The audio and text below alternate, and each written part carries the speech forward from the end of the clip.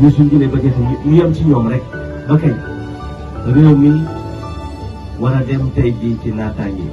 mooy coalition bii ñu lancé ma leen di garantir yéen jigéen ñi que man am naa yéene ànd ak yéen ngir seen dundin ci réew mi soppe te sama yéene boobu yàlla rek laa ci jël muy seede moom suñu borom lii moo tax may parcourir fi ma toll nii réew mi yëpp ngir waxtaan ak jigéen ñi pour ñu waajal seen bopp ndax am naa solution bi leen mën a génne ci conditions yu jafe yi ngeen nekkee solution bi lu yomb la yéen financement ngeen soxla te financement yi ngeen di faral di jox fii ay 500 000 1 million 250 000 soo ko jëlee tàmbali seen i business yi ngeen bëgg def seen projet soo seetloo tuuti ngay dawal rek sa doom xaw a feebar nga cof dara jënd ordonnance nga jékki-jékki dépense kër gi manqué nga cof dara jënd ko jékki-jékki sa borom kër dépense bi joxe ci kër gi matul nga def ci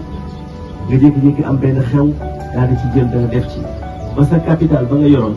da ngay dem ba tàmbalee ko jaay ba jaay ko muy jeex kat jëla lebal topp la doo ko amati benn crédibilité ñun nag ñu bëgg changer loolu changement bi mooy créer la banque des femmes dina nekk dina révolutionner seen toogaay seen taxawaay seen dem seen dikk seen jëflante ci biir réew mi